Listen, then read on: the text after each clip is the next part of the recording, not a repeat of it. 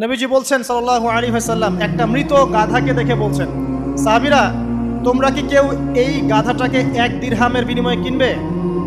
কান কাটা মৃত বলে আছে, এই গাধাটাকে কিনবা 1 দিরহাম দিয়ে? সাহাবীরা বলছেন, মাংনা দিলেও তো কিনবো না।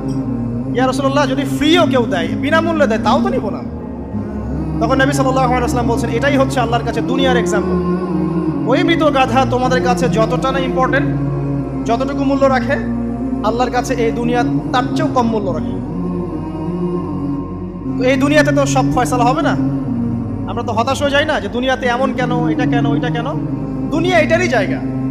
দুনিয়া সব কিছুর কনক্লুশনের জায়গা না, সব কিছুর পরিসমাপ্তির জায়গা হচ্ছে কিয়ামতের মাঠ। ওই দিন যে সফল সে সফল, যে ব্যর্থ সে ব্যর্থ। দুনিয়ার বাড়ি গাড়ি, স্ট্যাটাস, চাকরি বাকরি, ইজ্জত সম্মান, এটা সাফল্য ব্যর্থতার মানদণ্ড নয়, চূড়ান্ত মানদণ্ড নয়। চূড়ান্ত মানদণ্ড কি? ফামান যুহজিহা আনিন নার ওয়া উদখিলাল জান্নাহ ফাকাদ ফাজ। যাকে জাহান্নাম থেকে বাঁচানো হবে, জান্নাতে প্রবেশ করানো হবে, পুলসিরাত পার হতে পারবে, এই একমাত্র ব্যক্তি সফল।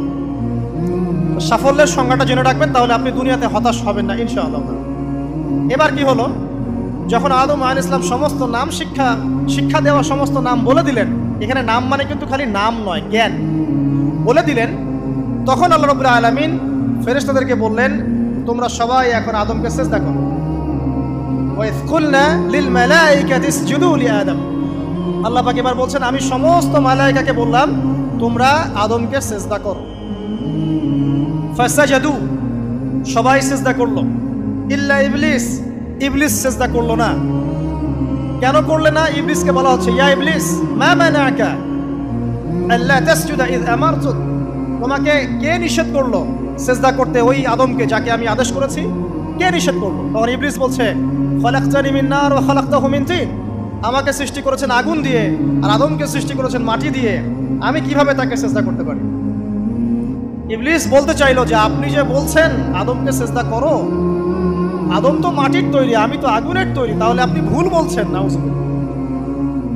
আগুন কেন মাটির সামনে নত হবে? মাটি আগুনের সামনে নত হওয়া উচিত। তার কেয়াস হচ্ছে এমন। কেয়াস মানে কি? তার এটা কি? হ্যাঁ, তার এটা যুক্তি, তার এটা যুক্তি এবং দর্শন যে আমি কেন তাকে সিজদা করব? আমি তো আগুনের তৈরি, আর আদম হচ্ছে মাটির তৈরি। তো খালাকতাহু মিন নার ওয়া খালাকতানি মিন তিন, খালাকতানি মিন নার ওয়া খালাকতাহু মিন তিন। আমাকে সৃষ্টি করেছেন আগুন দিয়ে, আদমকে সৃষ্টি করেছেন মাটি দিয়ে। আবা ওয়াস্তাকবারা, আল্লাহ পাক বলছেন সে উদ্ধত হলো এবং অহংকার প্রদর্শন করল। আর আল্লাহ পাক অনেক কিছু মাফ করে দেন, কিছু কিছু বিষয় আল্লাহ পাক মোটেই পছন্দ করেন।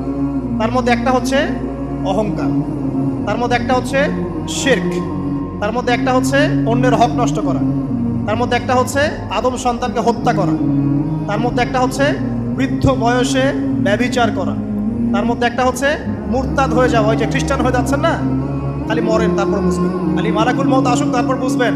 আল্লাহ রাব্বুল আলামিন বলছেন তার রাসূলের মাধ্যমে, কেউ যদি সাক্ষ্য দেয় আল্লাহ ছাড়া কোনো মাবুদ নাই, মুহাম্মদ সাল্লাল্লাহু আলাইহি ওয়াসাল্লাম শেষ নবী, ঈসা ইবনে মারইয়াম আল্লাহর প্রেরিত নবী, আল্লাহর পুত্র নন, জান্নাত সত্য এবং জাহান্নাম সত্য, এই 5টা বিষয় যদি কেউ সাক্ষ্য দেয়, ইনশাআল্লাহ সে জান্নাতে যাবে, তার আমল যেমনই হোক না। টাকার বিনিময়ে, চাকরির বিনিময়ে, সমাজসেবার নামে আর চিকিৎসার নামে ঈমান বিক্রি করে ফেললেন। সুবহানাল্লাহ, সুবহানাল্লাহ। তোমাদের এই পৃথিবীতে বেঁচে থাকার চাইতে মাটির তলে চলে যাওয়া ভালো। আবর্জনার কোনো প্রয়োজন নাই আল্লাহর এই জমিনে। এই মুসলিম উম্মার আবর্জনার কোনো প্রয়োজন নাই। এই মুসলিম উম্মার ইমানদার সাহসী তরুণ প্রজন্মের দরকার। আল্লাহ পাক কবুল করুন, আমিন। এরপরে কি হলো? ইবলিস সিজদা করলো না, আবা ওয়াস্তাকবার, সে উদ্ধত হলো এবং অহংকার প্রদর্শন করলো। এবার আল্লাহ পাক জিজ্ঞাসা করলেন, কেন করলে না? কেন করলে না? সে বলল যে আগুন দিয়ে সৃষ্টি করেছেন আমাকে, তাকে সৃষ্টি করেছেন আপনি মাটি দিয়ে, সো আপনি ভুল, আমি সঠিক, আমি কেন তাকে সিজদা করব? আল্লাহ পাক